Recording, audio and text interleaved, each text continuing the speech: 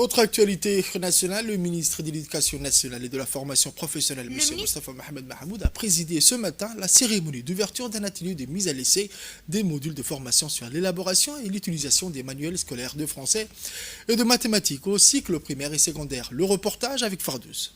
Le ministre de l'Éducation nationale de la formation professionnelle, Moustapha Mohamed Mahmoud, a présidé ce matin la cérémonie d'ouverture d'un atelier de mise à l'essai des modules de formation sur l'élaboration et l'utilisation de manuels scolaires de français et de mathématiques au cycle primaire et secondaire. L'atelier a vu la participation du directeur et spécialiste du programme de l'UNESCO, le directeur de l'AFD ainsi que des experts internationaux spécialistes en éducation du Bureau international d'éducation et les experts nationaux, les spécialistes en conception de manuels scolaires, des inspecteurs et conseillers pédagogiques, des formateurs, des enseignants. L'événement qui se déroule du 10 au 14 novembre au Sheraton Hotel est organisé par le MENFOP en collaboration avec l'UNESCO et le soutien du Bureau international de l'éducation. Cet atelier fait partie du projet Ressources éducatives phase 2, Produire pour lire, financé par l'AFD et destiné à améliorer la qualité et l'accès aux manuels scolaires.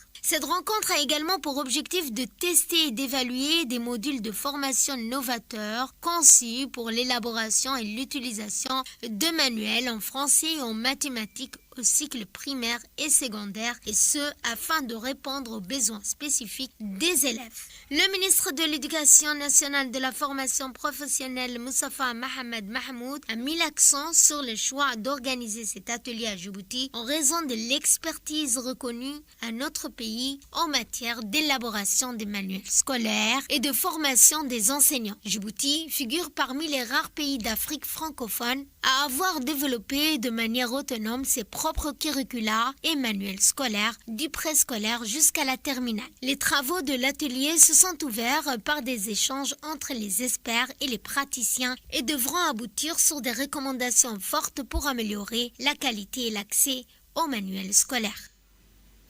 On écoute les propos à cette occasion du directeur de l'AFD, M.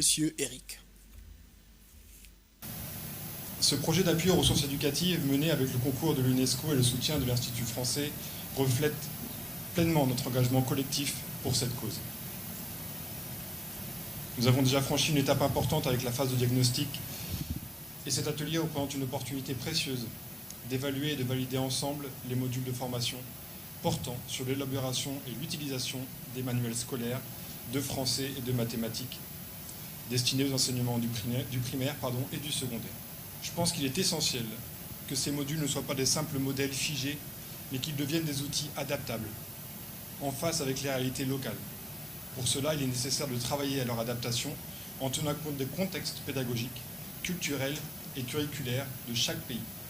Pour conclure, si vous permettez, je citerai Malala Yousafzai, militante pakistanaise pour le droit à l'éducation et plus jeune lauréate du prix Nobel de la paix en 2014, qui disait « Un enfant, un enseignant, un livre et un crayon peuvent changer le monde ».